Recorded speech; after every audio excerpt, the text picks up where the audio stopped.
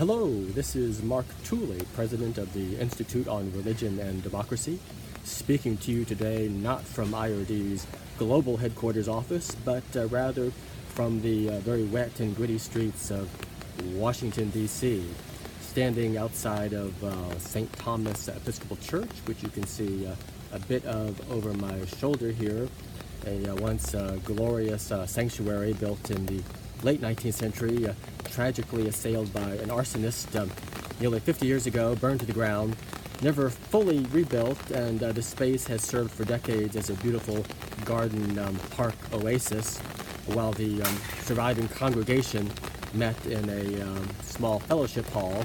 But in collaboration with a developer, the church has been building a condominium, and a new worship space was to be embedded within it.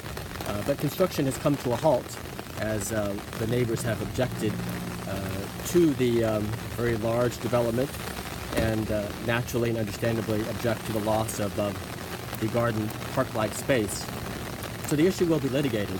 The church became very liberal over the 1970s and 1980s, engaged in many progressive causes, political, cultural, and sexual, was very out front on the LGBTQ issues, and in recent years has served as a church for retired Bishop Gene Robinson, the first openly homosexual bishop of the Episcopal Church, whose 2003 election created the still unfolding schism within the Episcopal Church and the global Anglican communion.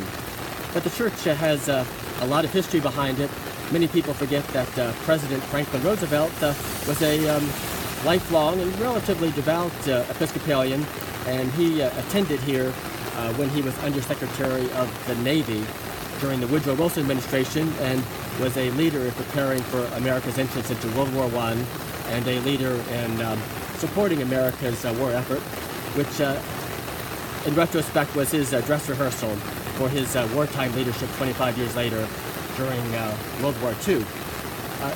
FDR, during his presidency, was not a regular churchgoer. He said he did like being watched while he worshiped, but when he went to church, he often came to St Thomas Episcopal Church, which aroused the indignation of the pastor of St John's Episcopal Church, known as the Church of the Presidents, across from the White House.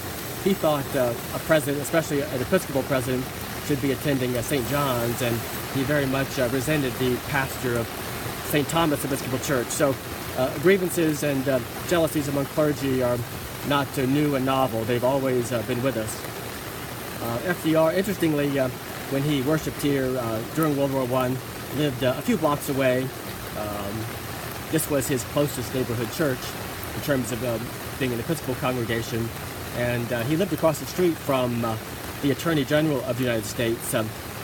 And towards the end of the Woodrow Wilson administration, the Attorney General's house was attacked by, or firebombed by an anarchist who was not very organized and blew himself up in the process, his body being splattered all over the neighborhood. Some of the body parts landing in FDR's front yard, and FDR's little son brought in a finger to FDR while he was breakfasting, which understandably was a little bit disturbing, but FDR returned the finger to the Washington, D.C. police. Well, I should also note that St. Thomas Episcopal Church was the place of worship for Lord Halifax during World War II. You may recall Halifax was Britain's foreign minister under Prime Minister Neville Chamberlain during the appeasement period before World War II. And when Churchill became Prime Minister, he dispatched Halifax, presumably to get him out of the way, to Washington, D.C. to be Britain's ambassador, where he served competently and faithfully throughout World War II. But he's commonly described as an Anglo-Catholic mystic, but he did worship regularly here at St. Thomas Episcopal Church. So a church with a wonderful and impressive history tied into our nation and to the history of Christianity and of the Episcopal Church. Those of you who follow Episcopal Church happenings know that that denomination's General Convention is fast approaching, and it will consider whether or not to insert into its book of worship rites for same-sex couples. almost certainly it will do so. But the question is, will the remaining several conservative dioceses, among others, will they be compelled to collaborate in same-sex unions? We'll be watching and waiting to see what happens at Episcopal General Convention. Sadly, St Thomas Episcopal Church is a small congregation. It dwindled as it became more and more liberal over the decades, as so many other great urban churches have done, among especially the mainline Protestant churches.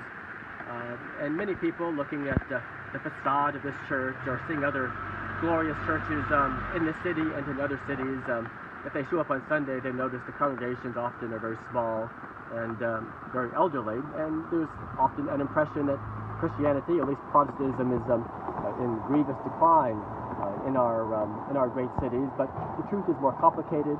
Washington, D.C. has, over the last decade or more, enjoyed a renaissance of church planting. We have dozens and dozens of new churches in our city filled with young people, filled with millennials who have moved into the city as the city's crime rate and livability have increased dramatically in recent years. So it's a wonderful story, mostly untold, and because these new church plants don't have their own buildings with their own signage, they typically will rent space from the old, often very beautiful and very liberal churches that don't have much use for their space. And so unless you, by word of mouth or on the internet, know about these churches, they will be unknown to you. But they are a good news story for our cities and for Christianity and for our young people.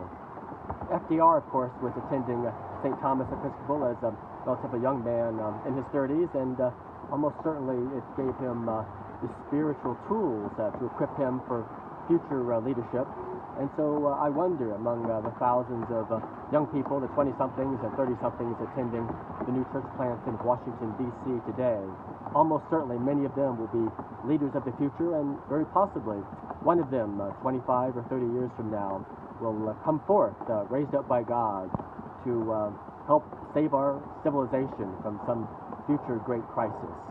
And so we give thanks for God's gracious plans, and know that there is much good to which we can look forward to in the future. So thank you for listening, and we'll be talking to you next week from a different location. Till then, bye-bye.